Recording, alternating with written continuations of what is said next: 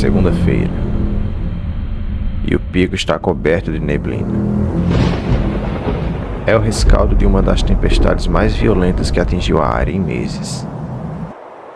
Um helicóptero de busca avança pela névoa, vasculhando a região em busca de 2 alpinistas de Tóquio, que saíram no dia anterior e não foram vistos ou ouvidos desde então.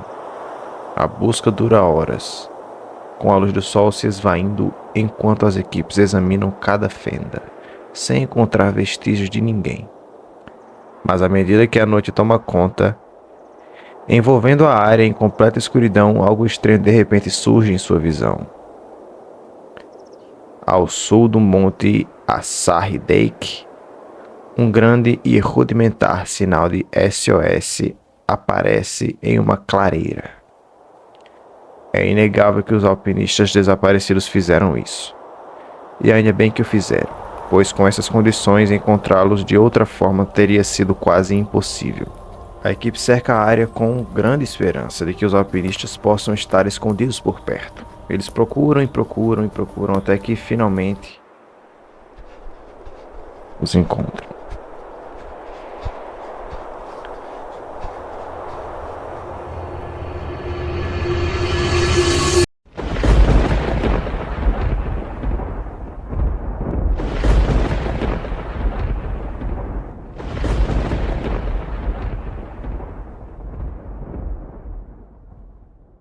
Cerca de 1,6 km ao norte, os 2 homens emergem de uma caverna. Eles estão completamente desorientados, machucados e exaustos. Mas, acima de tudo, estão incrédulos por terem sido encontrados. Enquanto são puxados para o helicóptero, a equipe os resgata e os tranquiliza, dizendo que eles vão ficar bem. E os elogiam por seus esforços durante a situação. Não teríamos encontrado vocês sem a sua ajuda. Vocês fizeram um ótimo trabalho construindo aquele sinal. Os homens, visivelmente confusos, param por um minuto. E... desculpe, nós não construímos nenhum sinal. Não fazemos ideia do que você está falando. Bom, a ilha Hokkaido é linda. É uma paisagem com topos de montanhas vulcânicas, trilhas com vistas serenas e uma infinidade de fontes termais, que dão à área uma estética quase onírica. Não é de se admirar que seja um dos destinos de caminhada mais populares do Japão, pois não importa a época do ano que você vá, você certamente terá uma experiência inesquecível. Do cume do monte Asahi Dake foram 4,2 km diretamente ao sul, até o local onde o sinal de SOS foi encontrado. Situado em uma área úmida relativamente plana, foi construído com 19 troncos de bétula cortados de maneira limpa. Corte perfeito. Cada um medindo cerca de 4,8 metros de comprimento.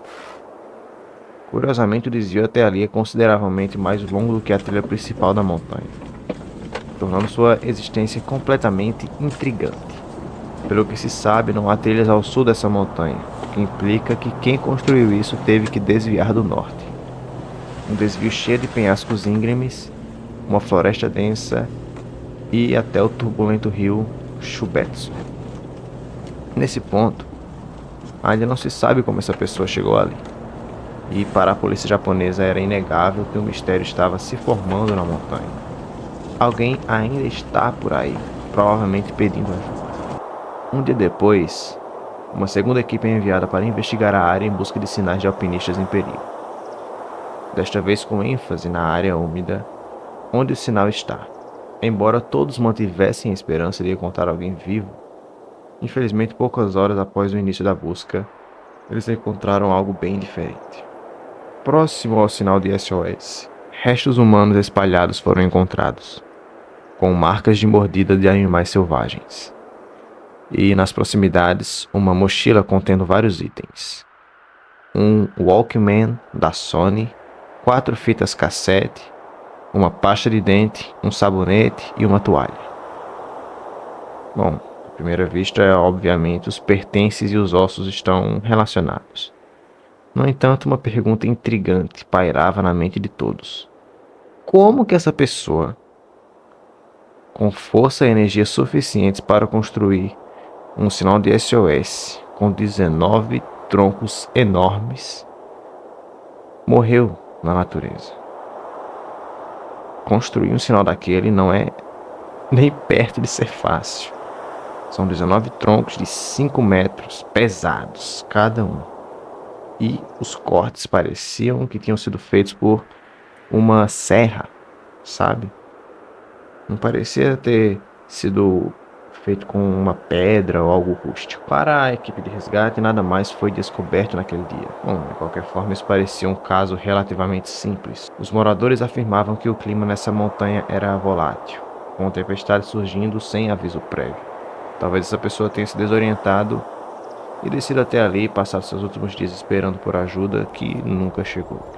O local do sinal de SOS e a história que ele conta são completamente sombrios. Mas, considerando tudo, esse caso novamente parecia relativamente simples. Alguém morreu ali e construiu o sinal de SOS antes disso. A única questão era quem era essa pessoa e como que ela chegou aqui. 2 dias se passam e examinadores da Universidade Médica de Asahikawa notificam a polícia de Hokkaido que os ossos humanos pertencem a uma mulher. Segundo os relatos, ela tinha cerca de 1,60 m de altura. Um sangue tipo O, tinha entre 20 e 40 anos quando morreu. Possuía fraturas ósseas em várias partes do corpo e morreu em algum momento entre 1 e 3 anos antes de ser encontrada. Além disso, não havia mais informações que pudessem identificá-la. E, efetivamente,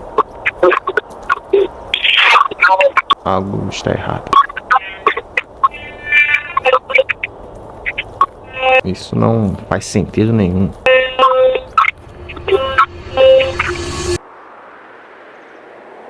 Calculando o peso dos troncos do sinal de SOS utilizando várias tabelas de peso de madeira online, descobri que o segmento de 4,8 metros de bétula pesam entre 68 e 180 quilos cada um, dependendo do diâmetro. Multiplicando isso pelos 19 segmentos que compõem o sinal, temos um impressionante peso total que varia entre 1.300 kg e 3.500 kg, né? Então, com essa informação, somos levados a supor que uma mulher de 1,60 m com várias fraturas teve a força suficiente e a energia não apenas para derrubar 19 árvores enormes, com ferramentas que nunca foram encontradas, mas também teve a resistência para transportar entre 1 e 3 toneladas de peso completamente sozinha.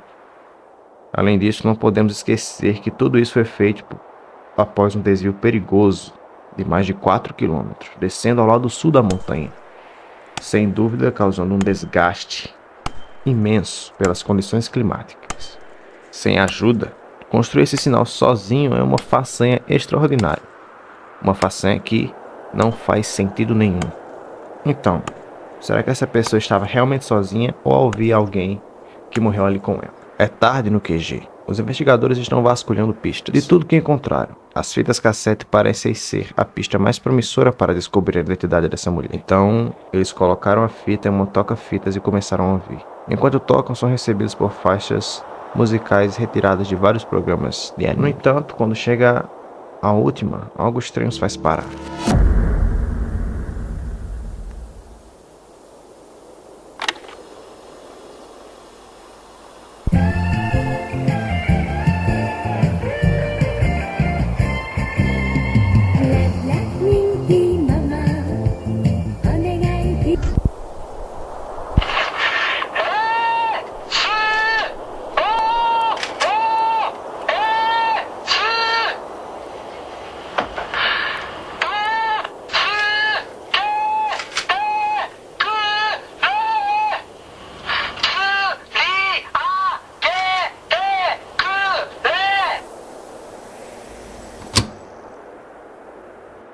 Apesar dos ossos serem de uma mulher, a voz nessa gravação, claramente em apuros, pertence a um homem. E a tradução significa: SOS, me ajudem, estou preso no penhasco. SOS, me ajudem, estou no local onde encontrei o helicóptero pela primeira vez. O Sasa é profundo e não consigo subir. Por favor, venha me buscar aqui. Bom, além dos paralelos evidentes com o sinal de SOS, não posso deixar de achar estranho que esse homem não usa nenhuma frase que implique que ele está com alguém. Ele não fala nós e sempre fala eu, como se ele estivesse sozinho. Porém, os ossos são de uma mulher. Não sei você, mas se eu estivesse preso em algum lugar com outra pessoa, eu imploraria para que alguém nos ajudasse, porque somos nós que estamos presos aqui. Porém, nessa gravação parece que ele está completamente sozinho, inconsciente de que uma mulher está presa na mesma área. Quase como se, para ele, essa mulher não existisse. A mulher a quem pertencem os ossos e o homem a quem pertence a voz parecem quase existir em um vácuo. Resto de duas pessoas descobertas exatamente no mesmo local, completamente alheias à existência uma da outra. A única coisa que as liga é um sinal de SOS quase impossível de ser construído por uma única pessoa, e sussurros de uma morte agonizante. Um local de desgraça que descobrimos anos depois. Obcecado por esse caso, um repórter japonês chamado Koyo Aburatani se dirige ao local do sinal do SOS, em busca de pistas que a polícia possa ter deixado passar. Embora encontrar algo novo fosse uma possibilidade remota, surpreendentemente após cavarem entre algumas raízes, eles realmente encontram algo.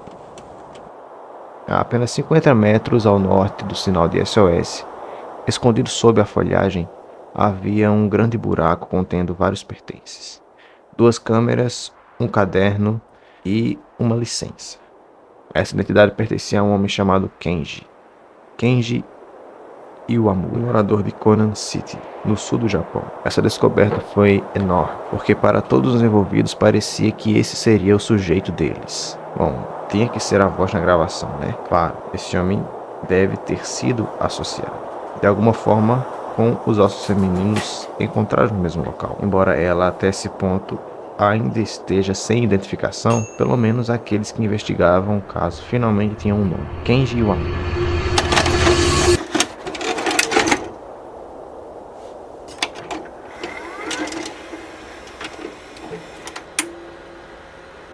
É verão. Kenji, de 24 anos, parte para o monte Asahi-dei para uma curta viagem de caminhada. Ele chega a uma pequena pousada na base da montanha e planeja ficar por lá apenas algumas noites. Mais tarde, ele informa ao proprietário do hotel que está partindo para uma caminhada, ignorando os avisos de uma tempestade que atingiria a área naquela noite. Hesitante, o dono concorda. Então, Kenji sai do saguão do hotel e parte para o grande desconhecido. Enquanto o tempo passa, o céu escurece. O dono do hotel fica cada vez mais ansioso, sem nenhuma maneira de contatá-lo, para confirmar como ele está lidando com o clima instável. Enquanto o tempo passa, o céu escurece. O dono do hotel fica cada vez mais ansioso, sem nenhuma maneira de contatá-lo, para confirmar como ele está lidando com o clima instável. Horas se passam sem nenhuma notícia dele. A tempestade vai e vem, o relógio avança. Dias passam sem nenhuma palavra dele. Semanas vêm e vão.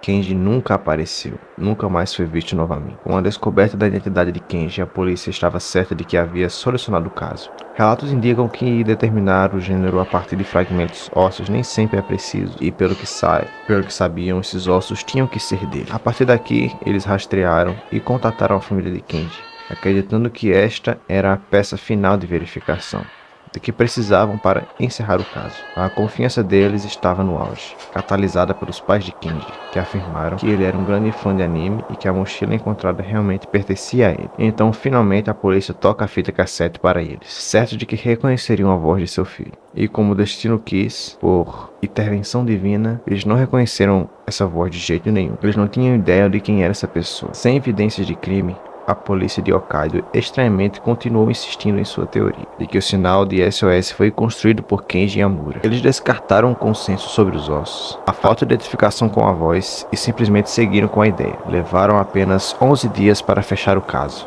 E até hoje, o mistério em torno do sinal de SOS foi jogado no vazio da história, resolvido para eles, mas completamente desconcertante para o mundo ao redor. Em 1990, os ossos foram reexaminados e o consenso sofreu uma mudança surpreendente. Relataram que eles nunca pertenceram a uma mulher com sangue tipo O, mas sim a um homem com sangue tipo A, porque as ossadas foram repentinamente reclassificadas. Quem era o homem gravado nas fitas de Kenji? Como essas árvores gigantes foram carregadas e colocadas por apenas uma pessoa? Como essas árvores foram cortadas? Analisando de forma mais ampla a paisagem, estabelecemos que o local do sinal de SOS foi alcançado por uma rota alternativa da trilha principal do monte Asahi-dei. No entanto, como vimos, vários caminhantes fizeram isso. Então, como todos eles cometeram exatamente o mesmo erro? Acontece que há um marco incrivelmente confuso na montanha. É uma rocha chamada Safe Rock, ou Pedra Segura, e geralmente é usada pelos alpinistas para se orientarem em sua jornada, pois ao encontrá-la é necessário fazer uma curva à direita para continuar a jornada até o pico. Estranhamente, há outra rocha com o mesmo formato, logo ao lado da Safe Rock, chamada de Fake Safe Rock, ou Pedra Segura Falsa. Ao contrário da primeira, usar esta como guia desvia os caminhantes para o lado sul da montanha, muito mais perigoso, um terreno repleto de penhascos íngremes e inclinações intensas, coberto por um tipo específico de bambu, conhecido como sasa. Nos últimos anos, a Fake Safe Rock foi marcada com uma corda para sinalizar que não se deve segui-la. No entanto, até hoje os caminhantes frequentemente a confundem com a verdadeira Safe Rock, adicionando ainda mais confusão a uma situação já desorientadora. Bom, com certeza você está achando isso um pouco complicado enquanto eu estou explicando. Agora, imagine se você estivesse enfrentando esse dilema enquanto você está exausto e sozinho na natureza. Até hoje, acredita-se que tanto os caminhantes de Tóquio quanto Kenji Yamura cometeram esse erro, deixando ambos isolados e completamente desamparados. Tendo isso em mente, vamos em frente e considerar a ideia de que Kenji Yamura foi o único envolvido aqui. Digamos que tudo pertence e que tudo foi feito somente por ele. Então foi algo mais ou menos assim. Kenji Yamura começa sua trilha a partir da pousada, faz seu caminho pela trilha Asahi Dake. Por causa da tempestade iminente, é possível que houvesse poucos caminhantes na montanha. Então ele faz sua jornada até o topo antes que o céu escureça e a densa neblina chegue. Ele encontra a Fake Safe Rock, confundindo-a com a verdadeira.